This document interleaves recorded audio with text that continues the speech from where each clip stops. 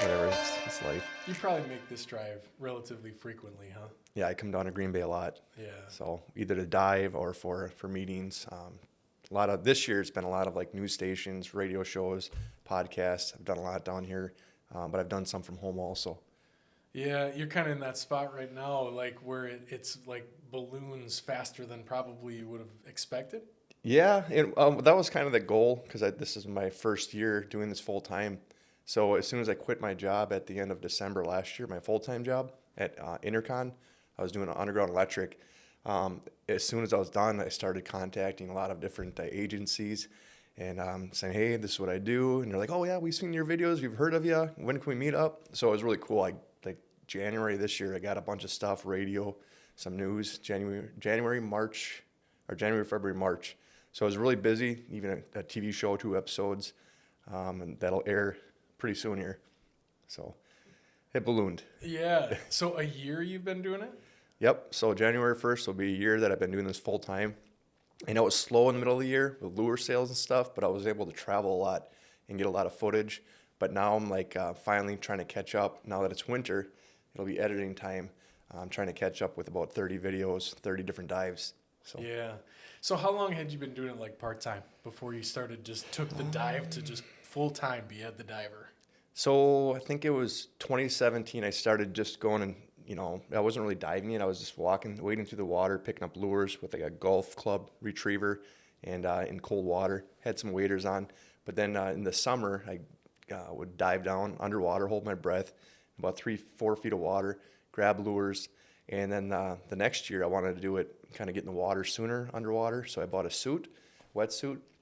So I started diving, and then I ended up getting a camera for my mask. Got a GoPro, and then I started learning how to edit videos, and that was kind of tough, but figured that out. And then after that, someone talked me into scuba diving, so I got scuba certified and just blew up after that. Yeah. Yeah. Yeah. So it sounds like the interest started then finding lures. Like, how did the interest start in doing it? All right. So yeah, I was explaining this yesterday in Milwaukee. So my kids, I want to teach them how to fish. I've got 2 kids. They're 18 and 20 now, almost. And so, I lose lures myself. And when you have kids, they're going to lose lures. They're going to get snagged on rocks, snagged on trees, everything. So after having a tackle box full of lures, a couple of weeks or couple months, you look back at your tackle box, it's empty pretty much. So I had to get those back, and that was the way I got them back. And instead of just getting mine back, I was getting everybody else's back too, and cleaning up the line, the lures. And then I seen the need for picking up trash too. So then I started putting a basket on my board so I could throw bottles and cans and paper, plastic in there. And it just ballooned after that. It kind of exploded, expanded, whatever you want to call it. Yeah, it's such a unique thing that you do. But there is in that niche. There are some others that like have. There's one on YouTube that I've seen that they like dive and the videos that went big that I saw of theirs, they're like find like conspicuous stuff, right? Like they end up calling the cops and have to do that. But I've never seen it. It's so interesting to start with the fishing lure aspect. Yeah. And I mean, living in the area that you do, like it's a really unique way that works out. Like so many lures, specific times a year, it's very, very busy. Mm-hmm. Do you make it a point to like go down to the river when it's real busy? And yes. So in the springtime, spring walleye run, where everybody's shoulder to shoulder fishing, combat fishing. Yeah. I try to get out there before there's too many crowds, or I try to get into spots where people aren't fishing, and I keep my distance away because usually they're throwing up current, they're reeling in, the lure's coming back. It's just kind of like a cycle: cast up, reel in, cast up, reel in. So I'll stay away from that area, but I'll start diving in the spring. Probably when the water's like 32, 33 degrees, or ice is gone, and it's cold, very cold. And I start collecting lures then, and people are on the bank still fishing, so I'll throw them lures that I'm finding on the water, and then I keep, of course, some for myself, for my business. And it's just a really enjoyable experience, and there's many places to go do it because Fox River, Menominee River, O'Connell River, Peshko River, like walleye are coming in all these places. So they're just big treasure troves, trash troves, all kinds of stuff. Yeah.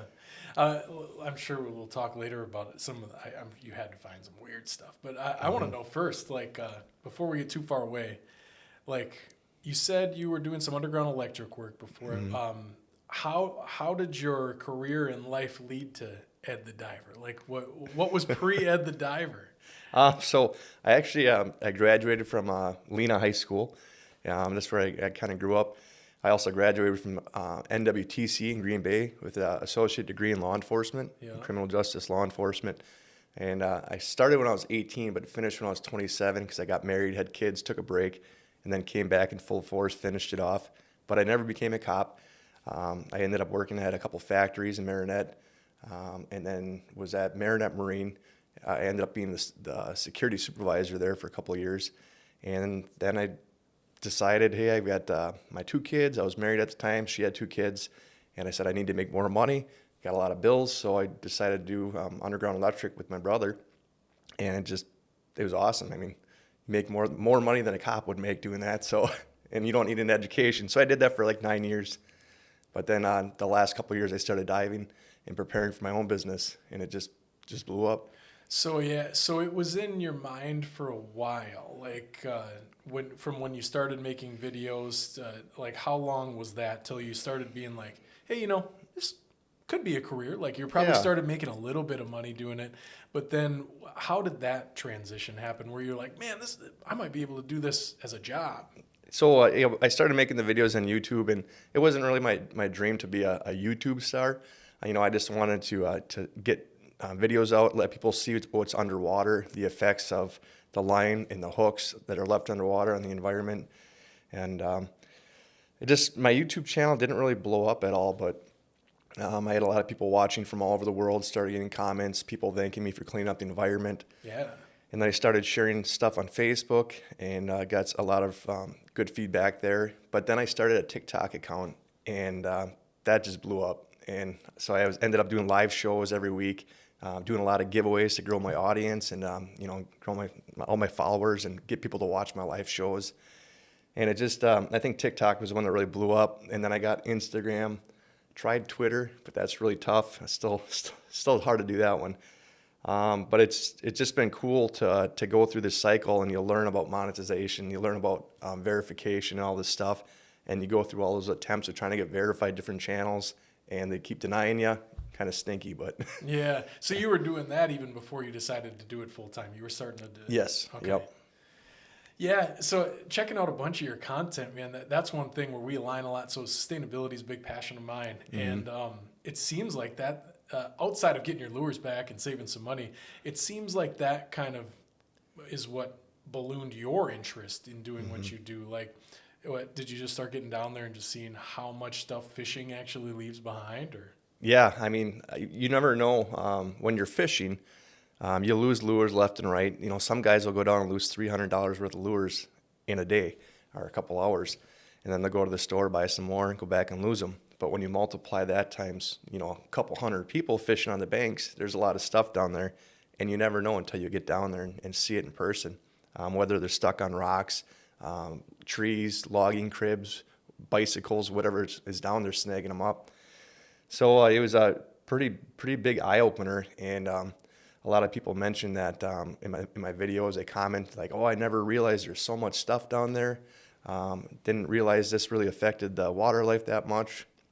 So I'm trying to educate people as I go along here, and then looking for lures in line, you start seeing all that trash, and you start seeing all the snags, bicycles, rims, sandbags, different stuff that people throw in there that doesn't belong there, that will snag people up, and I try to get rid of all that stuff. Yeah, yeah. So what are some of the, you've had to find things other than fishing lures. What else is down there, that you were surprised to find? So far I've only found one actual gun, a rifle. That was all wrapped up in plastic, electrical tape. I gave it to the sheriff's department. They couldn't find the owner or any crime committed with it, so I got it back after 3 months. Oh, really? You get it back then? I got it back, yeah. Probably not operable. No, it's kind of rusty.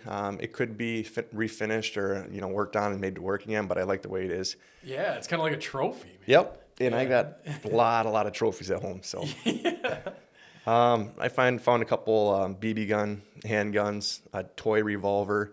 A lot of phones, cell phones, Apple Watches. Let's see here. A hearing aid, jewelry, rings, drones, all kinds of stuff. Just anything you can imagine. You found a whole drone? Yep. I guess that makes sense. You're flying over the water and it hits something, a tree or a power line, and you're not getting it back.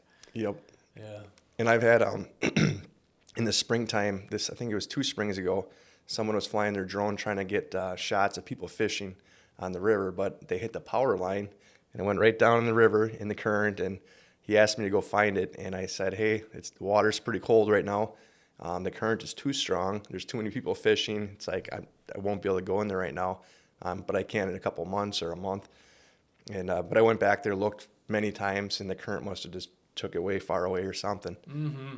Yeah. So that had to be something, right? You said someone talked you into scuba diving. Mm-hmm.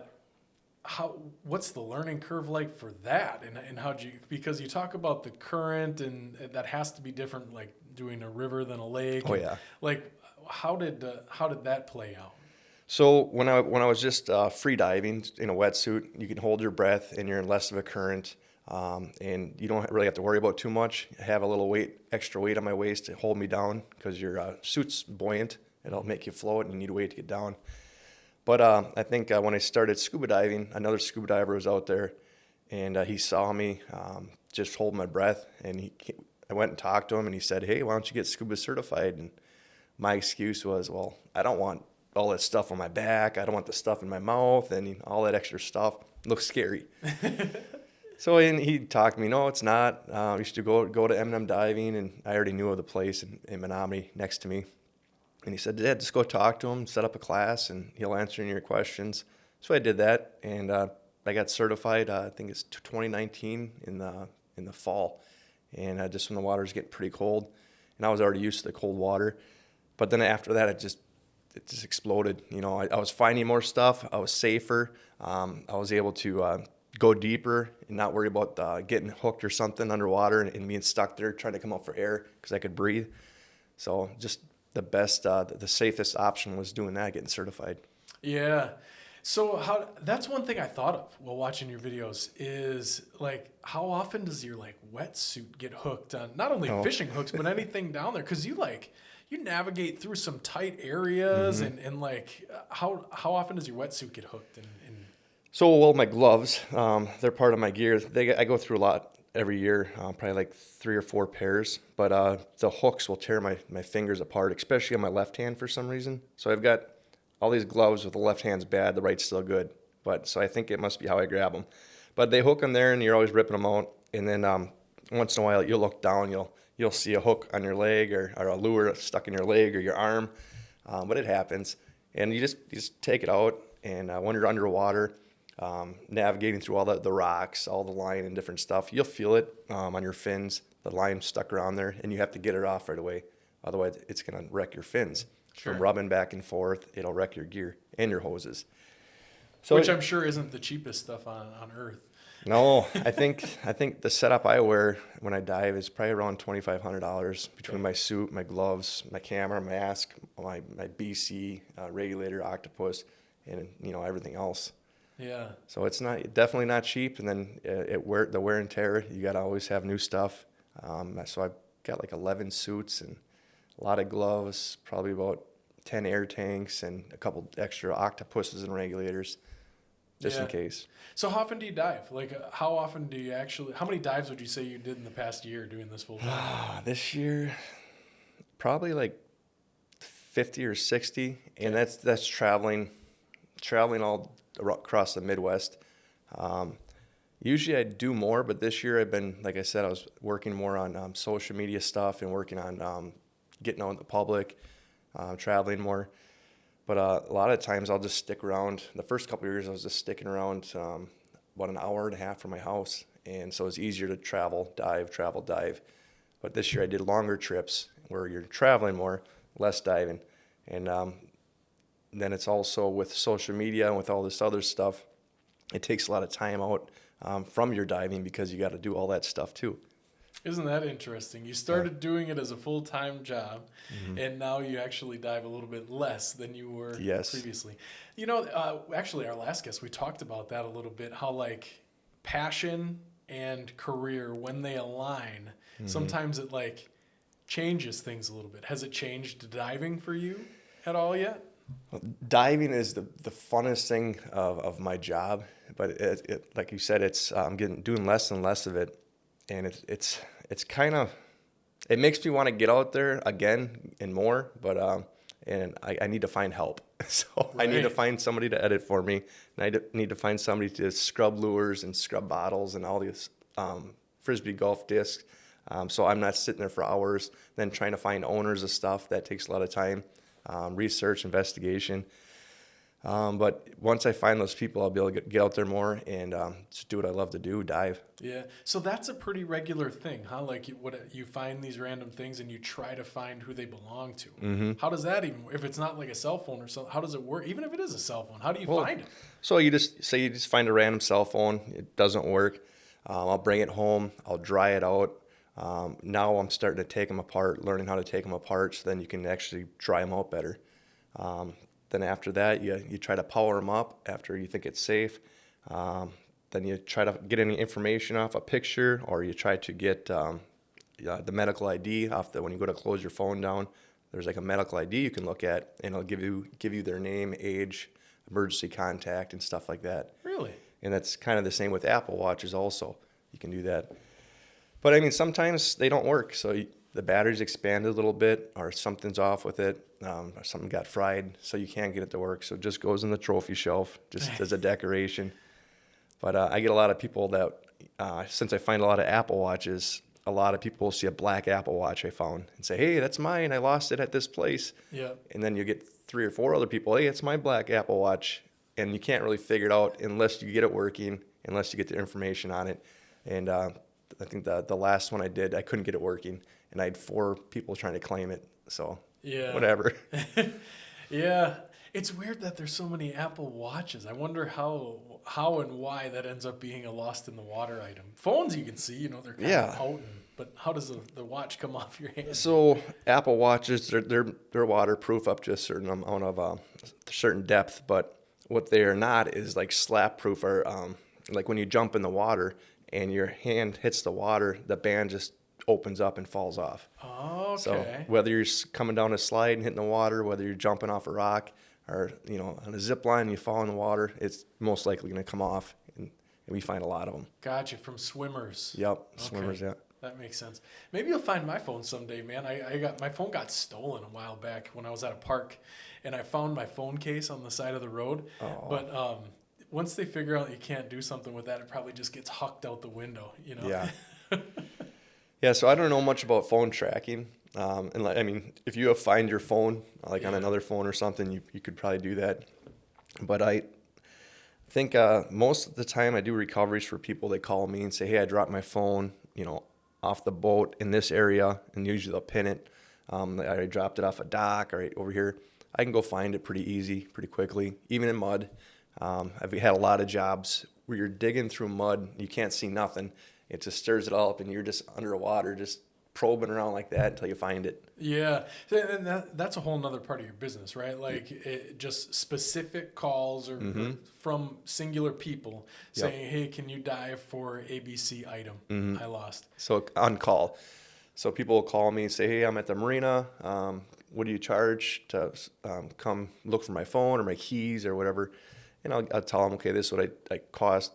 This is what I charge just for this area. But if I have to travel like hours away, I tell them my travel time or my travel fee and my diving fee, and give them an option. Say, okay, this is going to cost you probably about $600. Is your thing worth that much? I know my time is, but I've done a lot of free stuff to kind of advertise, get it out. But now it's time to be more business minded. So it's kind of tough giving those estimates out. But if you're going to take my time away and my skill, my everything, my equipment, everything, I gotta get money back for it. Yeah, for sure. Well, you talked about how much the equipment costs. Like it's like running any business, but it's not the business that people come into contact with every single day of their life that you understand. But so 2019, you started scuba. How long did it take to get that certification and become like comfortable doing that? Since I was already underwater a lot, it was pretty easy just to have that gear on and figure it out. But it was like, I think four dives with an instructor. And then you had to watch a DVD, go through a book. So, I mean, I think it was about a month and a half it took. Okay. So, yeah, I mean, that all goes into it. But I assume that's probably a big hurdle that others have to go over. That Yeah. Not a whole lot of people are diving underwater, holding their breath and looking for fishing lures. That's already a pretty unique thing you had going on. Yep. It's a obstacle you got to overcome when you got to have the money for the class. And I was able to, since I had a full-time job, I had money coming in, but then I was selling lures too, so that actually helped too. But then after you take the class, you got to buy your own gear, and that's another big thing. Trying to say, do I want to buy used gear? Do I want to buy new gear? And the best thing for a beginner is to buy used gear, because new gear is really, really expensive. I suppose, yeah. So that's another thing I noticed talking about selling those fishing lures. You put together like boxes, right? That people buy. Are you expecting the holiday season to be pretty busy for that? Yeah, and I used to sell them separately, most of them, but Just I did like singularly. singular one. I Okay. put on my website just the different the variety of brands, and let them pick what color they want and stuff. But now I just decided it's more efficient to put them in trays. Label the trays and stuff. Put them on my website or sell them at shows with the whole tray, because people want to buy it for their family member or for their friend, for themselves. They want to have like a mystery tray, or they want to have a certain type of lures in one tray. And it's shipping wise, it's better to buy them in bulk.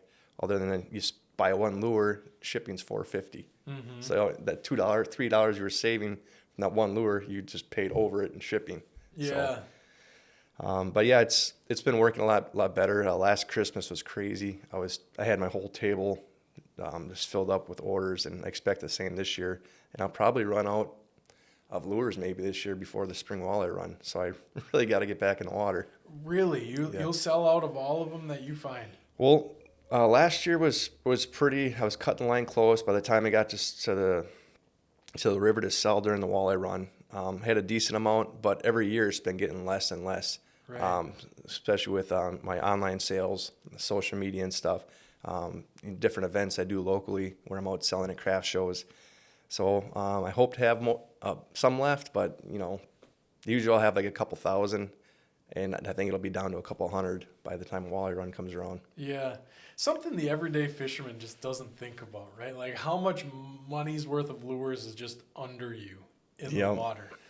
That's wild. So what do you just do your boxes by like species then? Because I mean walleye's huge around where you dive, but I'm sure you find some musky stuff and bass stuff and things like that. Well, musky stuff I keep on my wall as decorations. I think I sold 2 of them so far in the last couple of years, but I'm kind of a hoarder of musky lures. Okay. But yeah, everything is pretty much musky, and maybe sometimes trout in the rivers where I go to. But I'll try to just put a variety in some trays, or some trays I'll just do one of a certain type, but a bunch of different colors. People like ripping wraps from Rapala. A lot of people use those in strong currents because they're lipless, they're heavier, they can get down to the bottom where the fish are more. And I find a lot of those, blade baits, spoons. So those are the main ones. But also like shallow diving, shallow diving HJ husky jerks, and then deep diving husky jerks. Those are some other ones that are out there. Mm-hmm.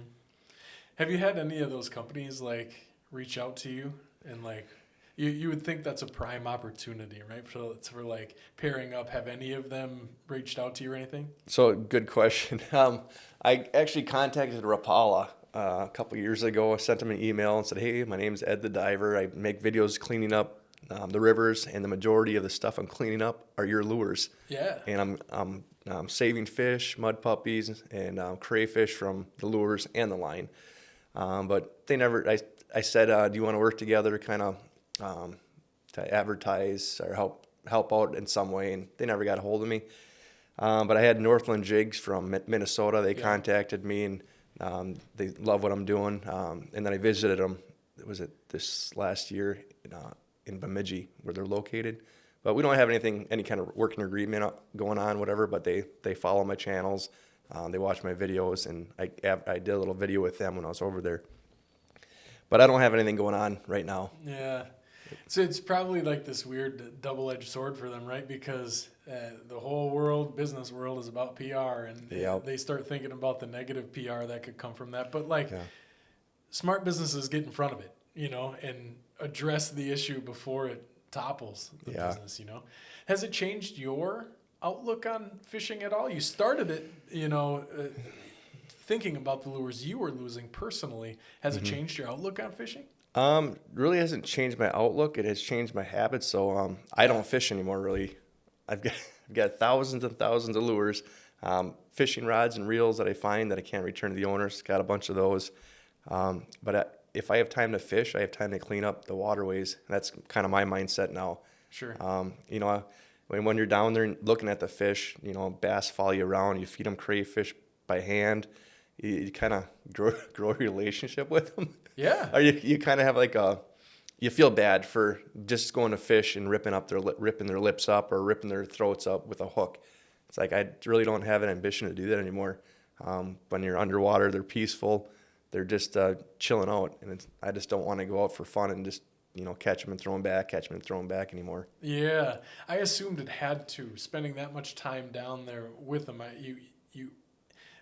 proximity is a big thing with our kind of outlook on anything. I think like the closer, for instance, the closer people are to the food that they eat and the animals you end up ingesting, our outlook changes on it a little bit. So I assumed it had to be the same thing with fishing. So feeding bass crayfish by hand. Yeah.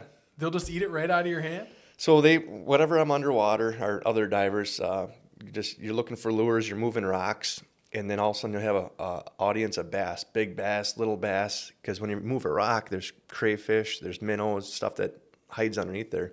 So as soon as you move it, they go flying over, grab it, and then they'll just follow you around for like an hour. And everywhere you go, you're grabbing lures and line. They're swimming underneath you. They're swimming across your face. They just looking for free food. And there's been a couple instances where you see a certain fish and you notice a scar in their lip or something that's different. I've seen the same fish a few times that they come find you. So it's pretty cool. Right, they start getting to know you a little bit. Mm-hmm. Yeah. So, of course that makes sense. They don't see you as a predator. They don't often see a human-sized thing swimming around in the lake, so they know you're not a predator. How are there more or less than you would expect down there when you start diving? Like, are there more fish? Like it has to be crazy during the walleye run, but in normal times too, are there more like fish around than you would expect? Or so during the spring and the fall, there's more because they're coming up to do the spawn or do whatever. And so the springtime, you're running into a lot of walleye, sucker, sturgeon. And sometimes sturgeon, they're like 5-6 feet long. Yeah. And depending on the visibility, when I'm down there looking for lures, all of a sudden you just see this big old log swim across your face and then this big old tail following it. It's pretty crazy. It makes your heart skip a beat. But sometimes you can swim right up on those, on sturgeon. You can pet it. You can try to hold on to the tail, but they're so strong, they just whip your hand right off it. Yeah. But walleye, they're kind of finicky. If they see you first, they're gone. But you see trout, salmon, all kinds of different fish, and that's something I'm learning about is different types of fish. And it's kind of cool seeing the different types underwater, the size of them, and their habits of kind of interacting with humans underwater. Some are brave, some are scared. So pretty cool. So what is the visibility like around here? Like, it seems like that would be maybe a struggle that in other areas, maybe like we don't have like the crystal clear water that you see sometimes. Is that a struggle? It is definitely in the Fox River. In the springtime when it's cold, you've got a visibility of 3, maybe 5 feet sometimes. But then as the water gets warmer, you got all the algae blooming in the water, or you got more stuff coming off the roads and out of the ditches and getting in the river and kind of mixing it all up. It gets worse during the summer. I've done recoveries in zero visibility, green water, and it's possible to still find stuff, but you're not going to see anything. So Sure, just and that's all by feel. by feel or with a metal detector, underwater metal detector. Okay. So, and I won't go out anywhere over my head where I'm not familiar with and dive blind. But, you know, if it's off the edge of a pier or a dock or something and, you know, I'm used to the area, I'll go down there and do that. I'll search. But then you're running into fishing line. You get fishing line in your mask and your camera, and then you got to get it out before it rips your mask off. You'll get it in your hoses. So you just got to kind of go clean up the area before you start searching. And you'll come up with handfuls of line. Hooks will start popping out of everywhere. And then you clean them up. Then you start searching. And it's been pretty successful in finding stuff. That sounds like not doing that, not being able to see, sounds like the most terrifying and frustrating thing I've ever heard. I'm Yeah. like, what? It's got to be, right? So if you're claustrophobic, it's not going to work out good. Yeah. But it's another thing is to not really be too scared about bumping into a fish, because I mean I've done that and there's still big sturgeon swimming in there. So you'll be searching, all of a sudden you'll feel something, and you'll know it's just a monster sturgeon, but they don't freak out. You just bump them, then you move back over. One of my fears is bumping a big snapping turtle. Yeah. Or like maybe just bumping its mouth and it reacts and reaches over and grabs my arm or something. So you never know. That's one thing I was going to ask you about today. I've thought about that since I started watching your content. Mm-hmm. Snapping turtles, they got to be there. Like, I'm sure you've seen them, right? Yep. I've seen them this year. I saw like 3 of them, but they're all pretty cool experience. One of them, I actually reached my hand. I was reaching for a bottle. I was focused on bottles. I had tunnel vision. Visibility was awesome. But there's this turtle just sitting on a rock, and I put my hand right in front of his face, and he just blinked, didn't snap at my hand, nothing. And as soon as I grabbed the bottle, I realized it, or I was about to. I pulled my hand back, and I was just like, whoa! It's pretty scary, but it's pretty cool. I guess in my mind I was thinking anything goes in front of their mouth, they're going to grab it. Yeah. But it didn't do it. Because even underwater, I think they can move their heads really, really fast. They are fast, yeah.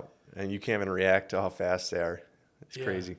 Yeah, that's one thing I've been thinking about since I started watching your content. Because, like, you know, people, especially ones that aren't like fishermen or something, would probably think about like muskies and be like, oh yeah, big old fish, big old teeth. But I don't think that would really. They're probably not that scary, right? Like, I've never even seen a muskie underwater yet. I've seen northern pike, but as soon as they see you, they're gone. You can't. I've never got within like 4 or 5 feet from a northern pike. Okay, so they're kind of finicky too, like the walleye. And the muskie, I've seen people pull some huge muskie out of there, like, you know, over 4 feet long. Massive. And I mean, when they open their mouth, it's huge. Yeah. I mean, they could bite your hand, but I've never had that issue. Never seen one. Nothing ever attacked me. Yeah. And you know, they're just out there to eat, you know, and maybe it's the same way with the turtle, but for some reason, the turtle to me, I was thinking about snapping turtles watching your stuff, and just specifically that scenario you just laid out, like reaching to grab, because they're very good camouflage too. Like you can't see them really well. So then next thing you know, like wham.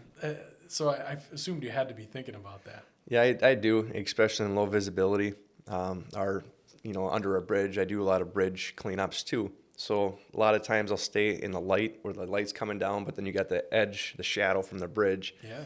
And they'll actually hide there to hunt they'll wait for fish to come by, and they'll just, you know, minnows or crayfish, and they'll grab them. So it's like when I'm working around there, I'm trying to be really careful to kind of stay a little bit away from the shadow. But then I do go under bridges too. So you go under bridges, you close your eyes, you let it adjust, or if you have your flashlight with you, you just use your light. But there's been this year, I went to reach for something in the dark off the edge of the shadow of the bridge, and I seen it was white kind of, and it ended up being a snapping turtle's leg, like the white color underneath it, and it just creeped me out. It's just, I think I scared it as much as I was scared because it took off. I took off. Yeah, man.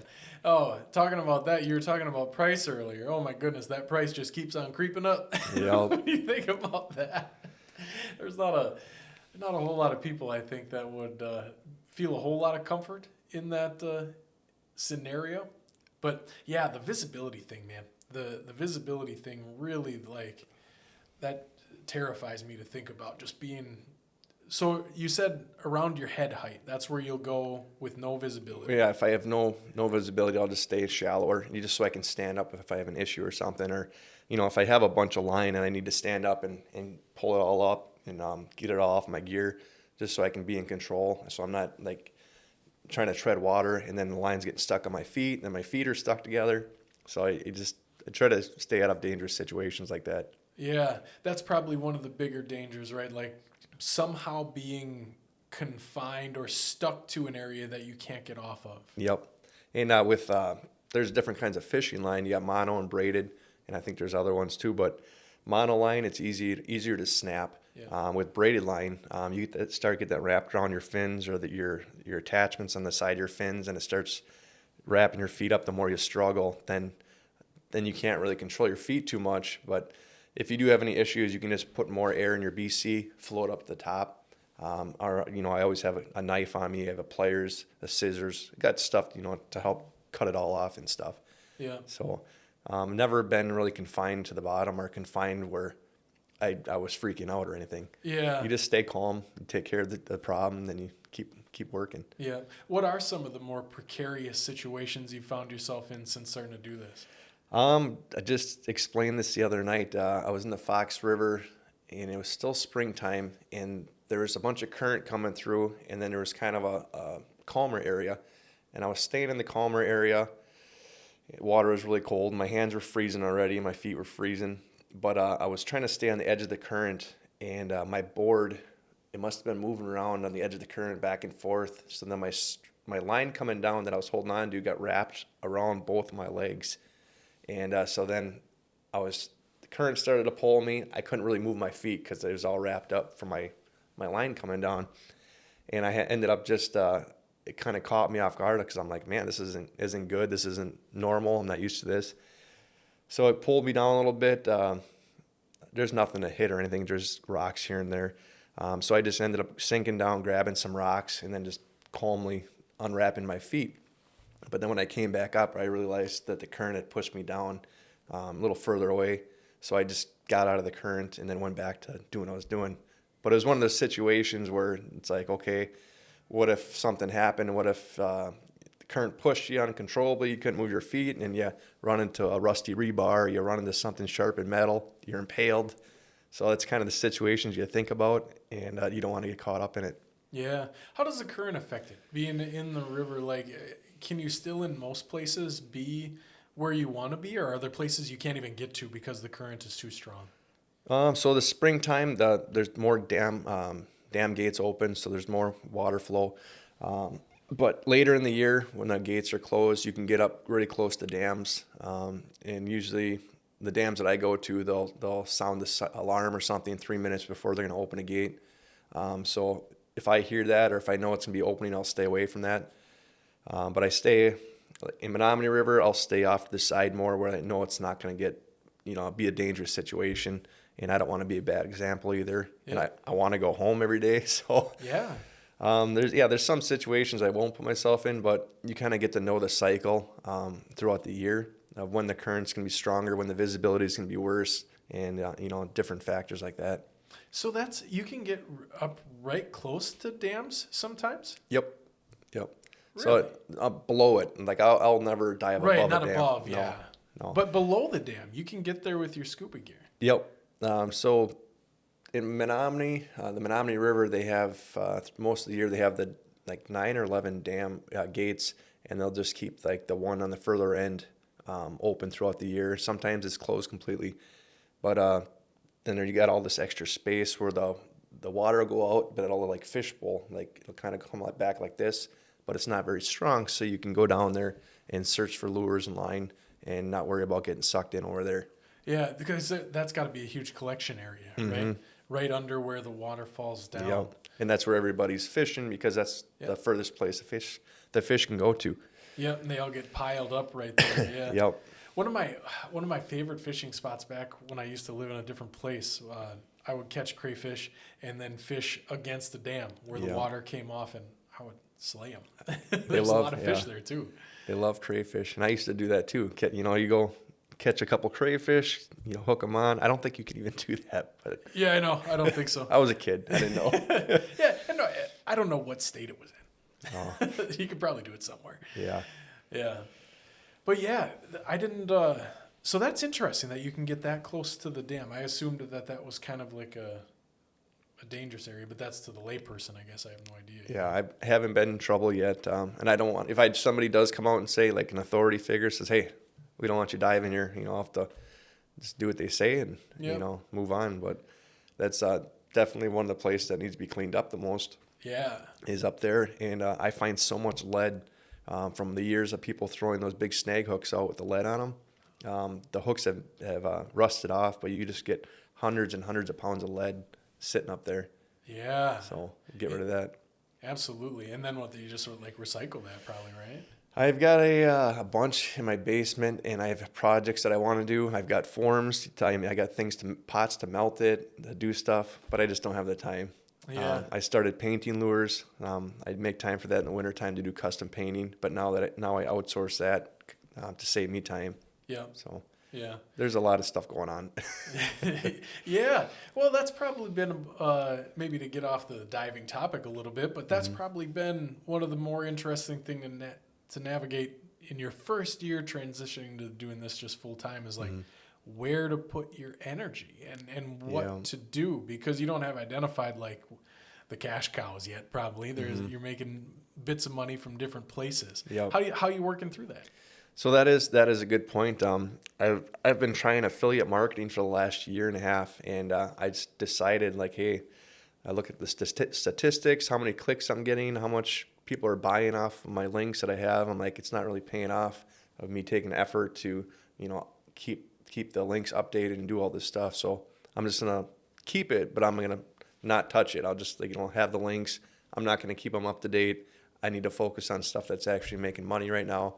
And that right now for me, that's social media and fishing lures. And as I grow my channel, social media, of course, will make more money than local sales, because you're making money when you're sleeping. People across the world are watching your videos, for the rest of your life. They're on the internet. They're gonna be there. Yeah. Until the internet shuts down. I don't know if that'll happen, or it could happen. Yeah. And you're at that spot, I'm sure. Like you have worldwide watchers that probably contact you. You've probably made some cool relationships out of it, I'm guessing, right? Yep. So people from all over the world do watch, and there are people that are continue to comment and stuff. And but you get a lot of people that always are begging. They'll send you messages, they'll send you comments, send me money, send me some lures, give me a gift card, and you're rich, man, help me out. I need this for that. And so you get a lot of those, and in the U.S. too. But and the diver rich. Yeah. Maybe sometime. And yeah, it's like when your face is out there that much, people think you're rich. They think you're a millionaire, and it's like, no, I'm not. Not yet. Someday. Yeah, you applaud the the 11-year-old in Europe for sending the message. Yeah. Man, so yeah, so really, it's just you're trying and testing and seeing what works. Yep. It's kind of exactly. And this year was something different. We went to a quarry in Green Bay here, Pamperin Park. They've got a Frisbee golf disc course, and they've got this quarry in the middle of the course where people lose their Frisbee golf discs in this quarry. And I've been asked to go dive it many times over the years. I contacted the park system, said, hey, can I come dive it? And they said, oh, you need $1 million business insurance policy, and you need this and that, and sign this waiver. And I'm like, well, I'll try to get this policy. So I tried to get the policy, couldn't get it through my insurance. So I just decided, okay, I won't dive there. But then they contacted me like a year or two later and said, hey, we've been watching your videos. Could you come dive here? And I'm like, well, what about that policy? They're like, oh, we can work around that. So the right person signed yeah. off. So as the park director got a hold of me, and he asked me to come clean up trash, and he wanted to know if there's a car down there, and just collect all the trash and the Frisbee golf discs. So we did that. Didn't find the car. We got 280 discs out of there. Me and my buddy, and we were able to find a phone. We saw like 4 bikes down there, a safe, a refrigerator. I can't even talk. A refrigerator, and it was just really cool seeing what was in there after all the years of, kind of being in the area and wondering what was down there, how deep it was. And we were able to figure all that out. And someday we'll be back there to get the bikes out, the safe, and the refrigerator. So I watched this one. I know which one you're talking about. So you are making plans for the fridge. You're going to try to get that out of there? I would like to, but I think it would require a crane or many lift bags. Yeah. So lift bag, that's something that, what I'm picturing is something that puffs up into a bunch of air and brings it to the top. Yep. So you attach it to whatever you want to lift up. You take your regulator, fill it full of air, and then it expands, and then it'll lift it up. But I think my biggest one I have is 125 pounds that it'll lift up. So I would need something that would lift 600-700 pounds up. Right. So I think, but it's an old fridge, so I'm sure it's pretty heavy. Oh, I'm sure. And full of mud and full of junk, and who knows what's inside of it. Yeah.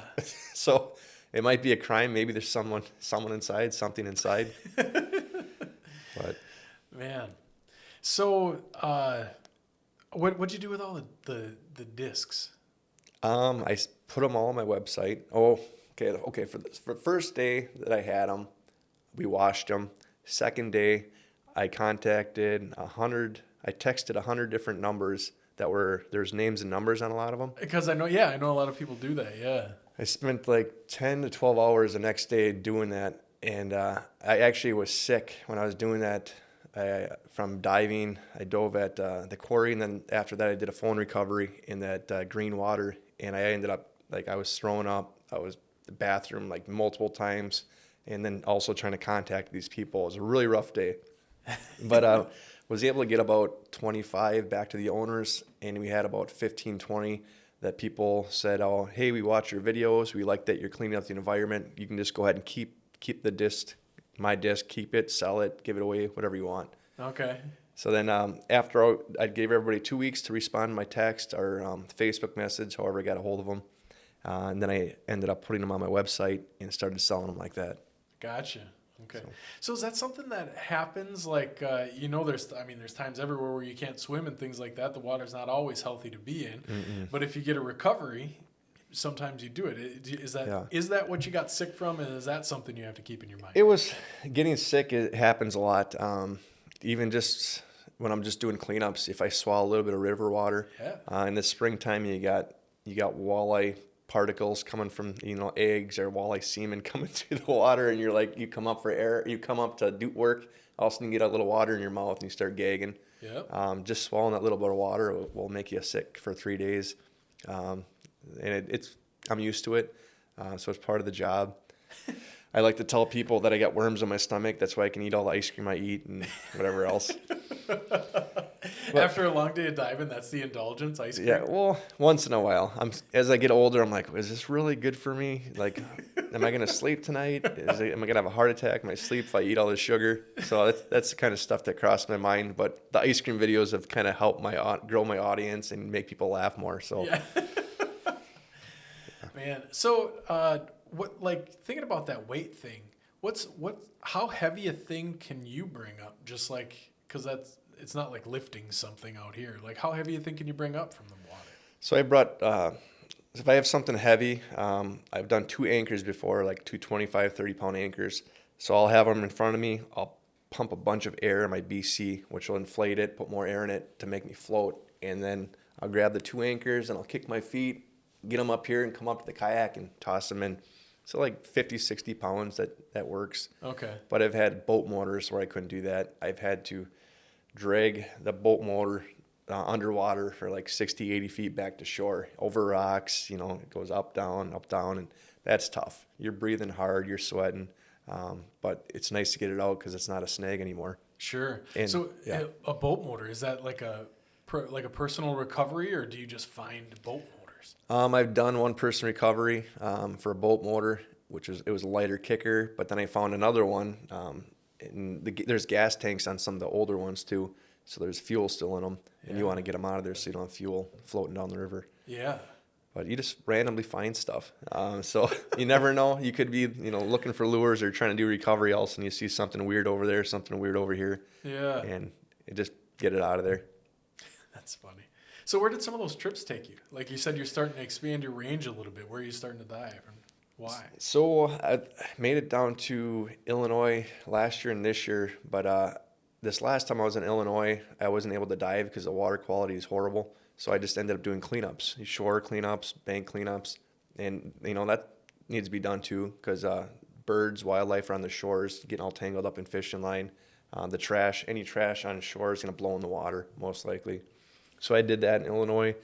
Went up to Bemidji, Minnesota this year again, and went over to the Mississippi River in Alma, Wisconsin. Visibility is horrible, but we try to dive, but it's still fun trip. I go up to the UP once in a while. One of my goals is to get all the way up to Lake Superior and do some dives for those Yooper lights, those glowing rocks. When you shine a blue UV light on them, they have all these cool, it looks like lava inside of them. But they're apparently worth some money, and a lot of people collect them. But Cool. It'd be pretty cool to do.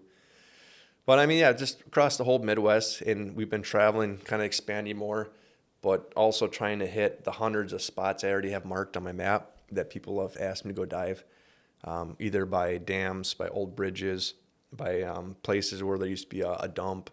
Find old bottles, find trash, get it out of there. Yeah. So that okay, two things I want to talk about. One, Superior, that's a lot clearer, right? At least from what I've when I've been in Superior, it's a lot clearer water. That seems like something that would be a little bit like a More enjoyable destination spot. Yeah, it would be more enjoyable dive. I'm not used to enjoyable dives. Doesn't sound like it. I mean, I still enjoy them, but they're low visibility is what I'm used to. You're gonna find a lot of stuff that other divers that like recreational diving, they're not gonna come in and clean up the kind of stuff I do, but some do. So it's like up in Superior. I've been up there once. Is it last August? Not this August. Last August we went up, and it was so cool being able to see like 30, 40 feet. That's pretty neat. But there's other places along the pictured rocks up there where people go up there, they swim, they lose stuff. I want to go try that out, and also try to find those Yooper rocks or Yooper light rocks. I'm gonna have to check that out. I'd never heard of those. Yeah. So and then that's what before coming across your content, that's what I picture as scuba diving. It was the swimming along a coral reef where you can see 50, 60 feet. How deep can you go? And is that an aspiration of yours to do that kind? So for my training right now, I have basic open water training, so I can go up to 65 feet deep. My instructor's trying to get me to get more training done, so I can go down, to 100 or past that. I have done that in Jamaica on a shipwreck, but it's not hard to do. But it's not something that I really need to do with my business. My basic open water cert helps me to do everything that I'm doing already. And it's like, do I want to spend more money on training right now? Because I don't need to. But I kind of want to. I want to get the deeper water one done. Then I want to do ice diving, rescue diving, but in time. But I've talked to a lot of different people who dive already for law enforcement, rescue diving. And I get way more practice than them because I'm in there every day pretty much. And then whenever they get a call, they get 1 day of training a year. So they go to look for something in the dark or low visibility, and they're just kind of freaked out. They're not used to it. Yeah. So I talked to a lot of different people that dive, and they ask me a lot of questions, and they kind of share with me, oh, yeah, I really enjoy doing this. I don't like doing that because of this. But I just try to help them talk them through a little bit. Yeah. I need to drink water. Yeah, that's fine. Yeah. So the shipwreck thing, I know that's something that gets talked about, right? There's shipwrecks in Lake Michigan all over. There's shipwrecks in Lake Superior. Can you even do that around here, or does visibility stop you from exploring those shipwrecks? No. So in the Bay of Green Bay, there's a bunch of shipwrecks, and that's what my instructor brings his students out to get certified or to get more comfortable. He brings them out there. There's also some shipwrecks kind of out from the mouths of rivers that are easier to see. There's also some smaller boats in the rivers that you can see. But a lot of them, in the rivers are going to be lower visibility. Out in the bay, you're going to be able to see them a lot better. So when you dive out in the bay, that's a significantly better visibility. Oh yeah. Okay. Yeah, definitely. I suppose it's not like the same type of moving water and everything. So what's visibility like out there? So sometimes, depending on the wind direction or the temperature of the water, like the first couple feet, like the warmer layer will be a little less visibility. But then once you hit that thermocline to where it's colder water, you can see really, really good, really far. Okay. So I mean, I'd say like 20 feet maybe on a good day. But it doesn't sound like you spend too much time out there. Most of your time is in the rivers? Most of my time is in the rivers, but I have done searches for shotguns. Duck hunters lose them out in the bay. Yeah. And then what else did I do out there? Just a couple other just fun dives with buddies or something. But I don't go out there too much. Most of my work is in the river system, smaller lakes and stuff like that. Okay. Why? It seems like it, I love doing it. It's not my passion to go and do recreational diving just to look at stuff. I always tell people I'm a grabber. If you're doing a recreational dive, you can't grab stuff off of shipwrecks because it's historical. Okay. And it's like, it'd be cool to see it, but I want to be in the water making a difference. Cleaning, lining up lures, getting trash out of there, finding cool stuff that you can take. Yeah. So. Man, and doing what I do, and I have people ask all the time, like about being like YouTuber, influencer, stuff like that. So many of the successful ones are like you didn't aspire to do that, but you became really passionate about something that just happens to be very interesting to watch and see. So that makes complete sense, that you're not just, the views are a byproduct of what you do, and it just happens you like to enjoy doing what you actually do. Yep. And it's true. It's like when you start growing, you're looking at those numbers, and you put all the hard work into a video all the time, and you hope for a lot of views. But I think that what I'm learning is like I'm looking for more comments. Like I want people to say, "Oh, I never knew this," or "Thanks for sharing." Now I want to go. I want to go clean up the banks, or I want to clean up any water. So my goal is to educate, inspire right now, and that's kind of more important to me than getting views. I just want to, if I can be an impact on somebody to start cleaning up their area where they're at. And a lot of people want to come meet up with me and do it with me, but I'm like, well, how about you just start in your area and work your way out? Because that's what I'm trying to do. Like with my logo it has my mask and it has some ripples on it. My goal is to, just start here and then ripple out. And what's cool is that I'm able to do that. Oh, yeah. To think about the people that have even just like the next time after watching your content that walked on the river and picked something up that they wouldn't have otherwise.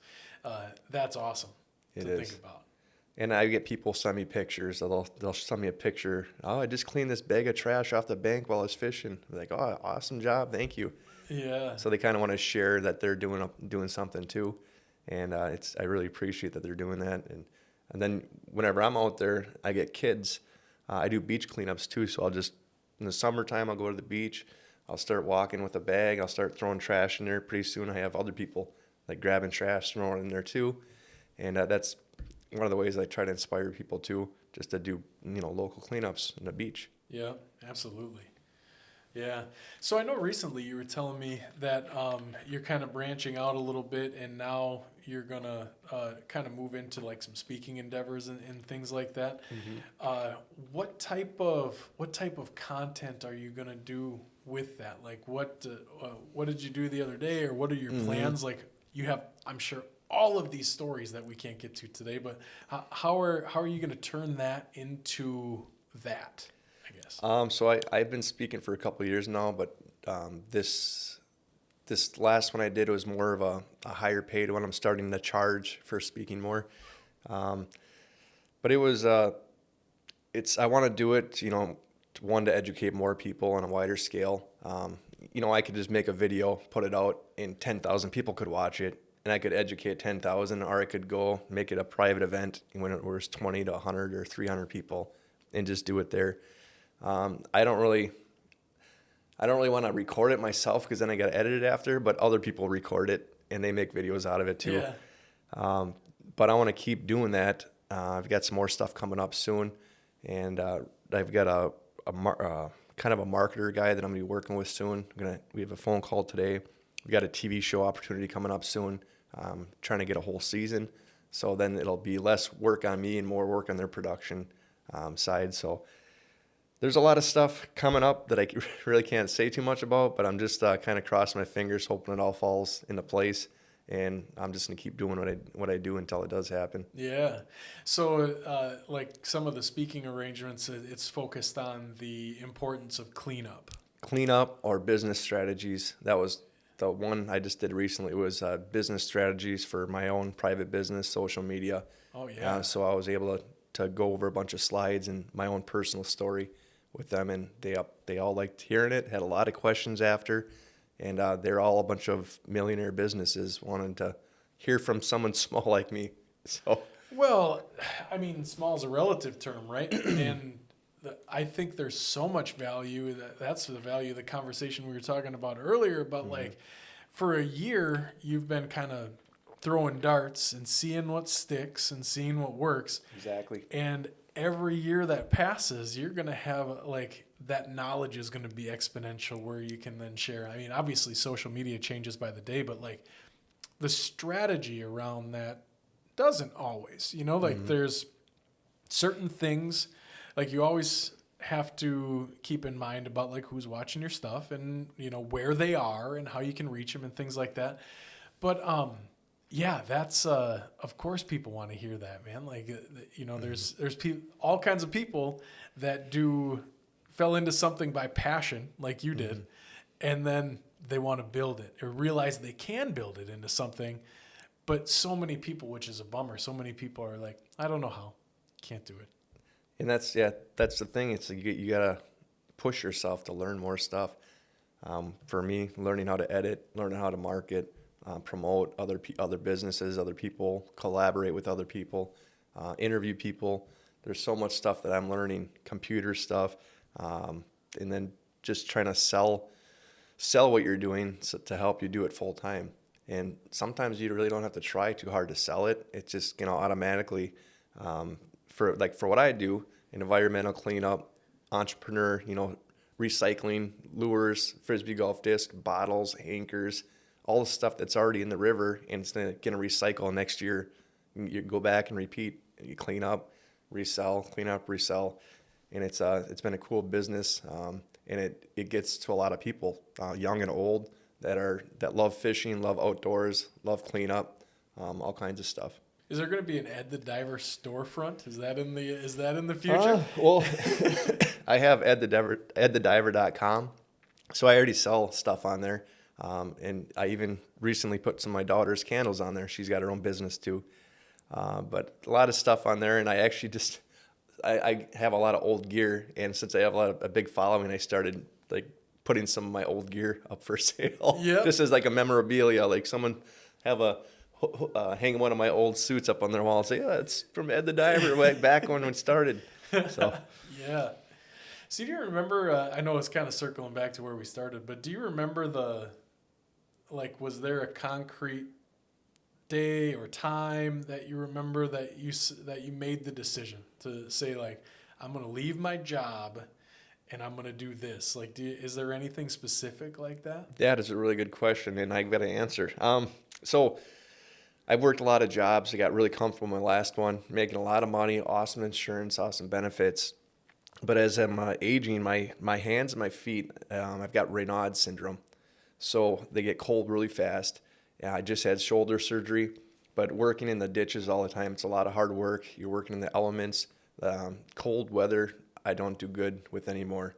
So operating machinery and working out with your hands in like 10 degrees, 0 degree weather, it was so miserable because it just hurt my hands and my feet. They're just frozen icicles. And I just decided, I'm like, how long am I going to do this for? The first 10 minutes of the day, your hands are frozen. They're frozen until you get home at 6 at night. It's like, I can't keep doing that. I don't want to keep wrecking my shoulders. 3 hernia surgeries. It's like, really, really wrecks your body. So I'm like, at what price am I going to beat up my body just to keep working this job for another 20 years and then my body doesn't work? So that was kind of one of the main factors that I decided, hey, I want to work for myself, do something less physical, but something that I really have a passion for, I love doing, and that I can make money from, make a difference around the world. And it's kind of what made me want to do it and start it full time. And so I built up over a couple of years and started this year full time. Yeah. So it was kind of a slow build up to finally nipping away at you to then this opportunity in a way kind of presented itself, right? Like it's not something you started doing with the intention. You started doing it because you're passionate about it and it was cool for other people to see. And then like there was this weird crossing paths of like you thinking about all that stuff you were just talking about. And then at the same time being like this was building and building and building. Okay. Yep. And it's after I quit my job, I didn't have insurance for a couple months. So that it was kind of a really worry in your mind, like, okay, I got to be really careful now. Don't get sick. Don't get hurt. Don't do this. And so I made it through that period.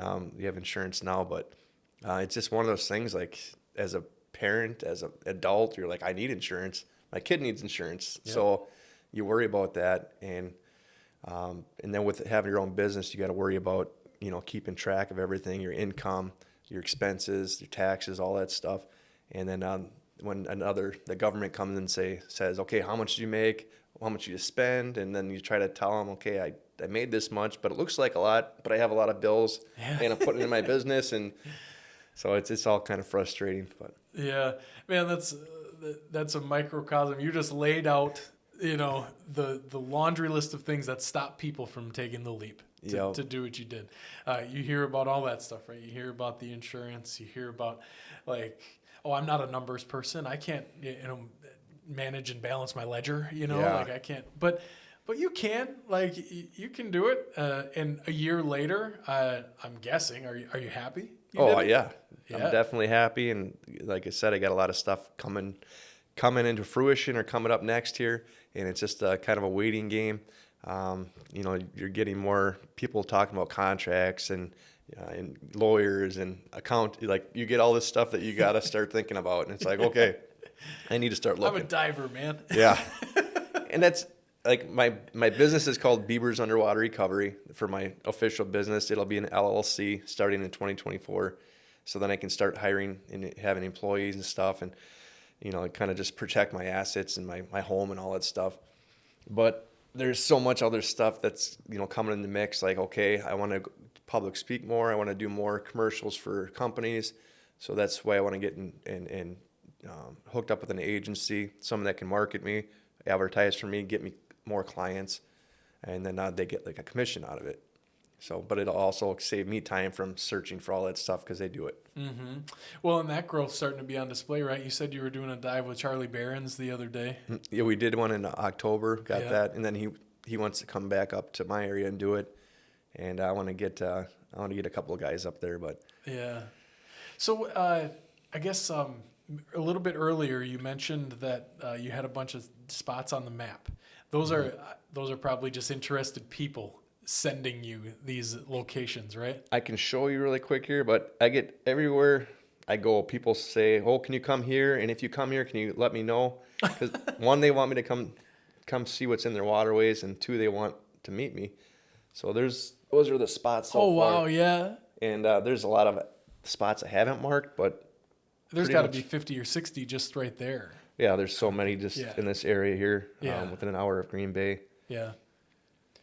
But there's never an end to where you can dive or where you can go. Every place with water, there's mysteries, trash, treasures, something cool to see. And people in the area that drove by there every single day of their lives, they want to know what's underwater. Yeah.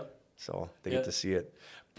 Private, like water bodies, do people, that's probably more of like a paid thing, right? Unless they think there's something really cool there, but people come have you like dive their private body of water? Like a private lake. Yeah. I've tried to do cleanups at some of these, and you talk to somebody and they're like, no, this is a private lake. We have insurance that we got to pay for, and you can't come dive here. And and I say, well, I just want to clean up the trash here at your beach. And nope, you can't do that. Okay, I'm moving on. See ya. But then I get people that will lose stuff. A homeowner on that lake will say, okay, we dropped our phone or keys off the dock or in the middle of the lake. Can you go look for it? Sure. With their permission, I can do it. But if somebody says no, then I can't. Yeah.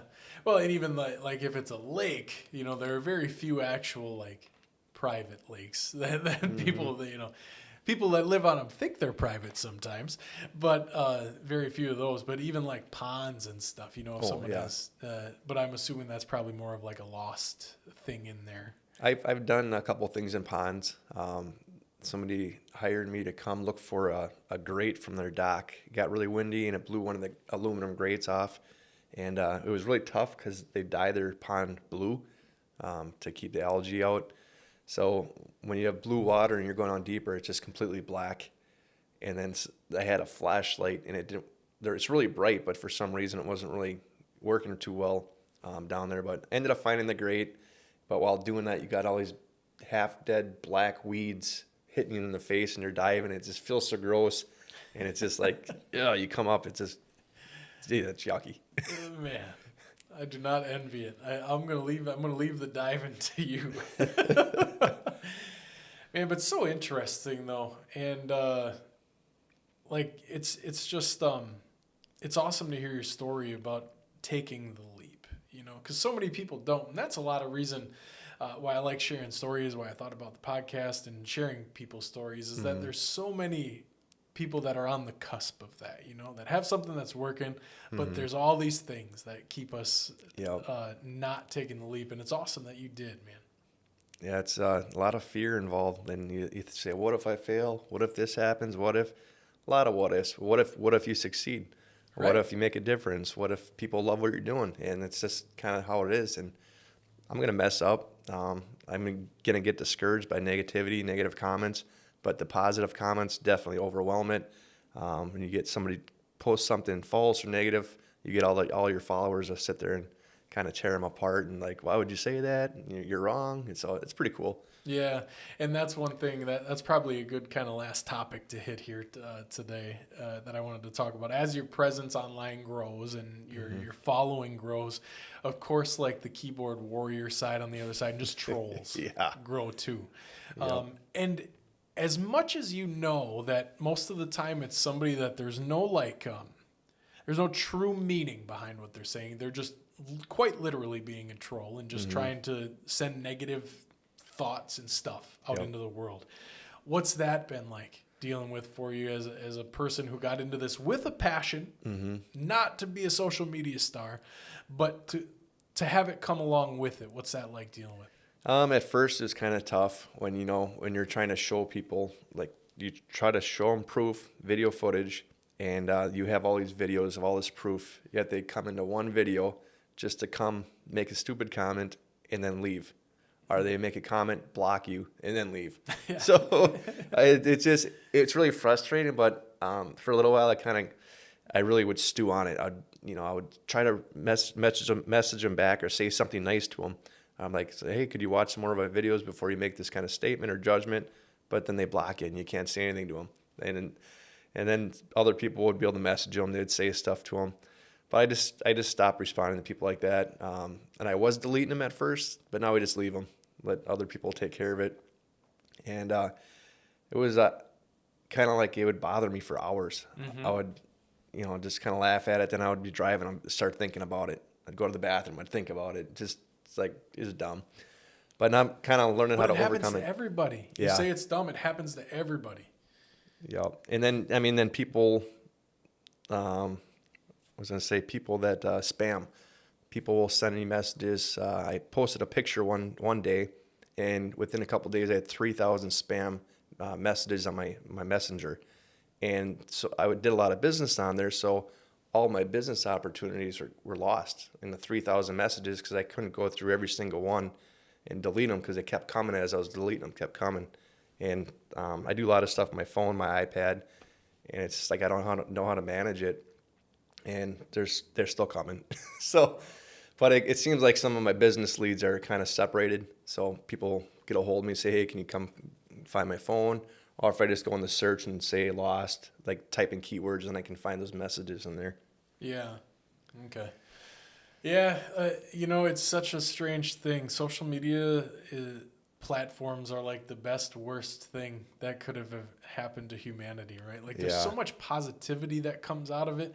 And like talking about the power of, you doing what you do, it's on a small scale, you say, but still think about the exponential impact that it's going to have over the time that you do it. Yep. And then at the same time, you have that person where it's a lot like the old adage says, like the outward expression from people that are in the negative mindset or sending out that negative type of stuff into the world. It's more about them than it is about you. And social media allows that to happen under the guise of like a blanket, right? Like nobody truly knows who like this fake name is. Yeah. But that doesn't change the impact it has on the receiver. You started doing this to make a positive impact, and then it's like this, like this chipping away at it. It's like that sends people a different direction too. Yeah. So I'm glad to hear, you've come to a place of resilience. But man, that's tough too. Yeah. Well, it happens. It's not just online. You get some local people or businesses that are jealous, or maybe you're taking away business. They'll say stuff to public people, then you hear it through them. So that's I've learned to overcome that. So yeah, that type of stuff is that's a little bit different. Social media maybe amplifies that, maybe it doesn't, but like whatever. Like come by at the diver's lure for $3 cheaper and it's fine. Yeah, yeah. it's just lose it again, then I'll find it again. Lose it again. Yeah. Well, that's awesome, man. I really appreciate you coming on. It was nice getting to know you a little bit and hearing about your story.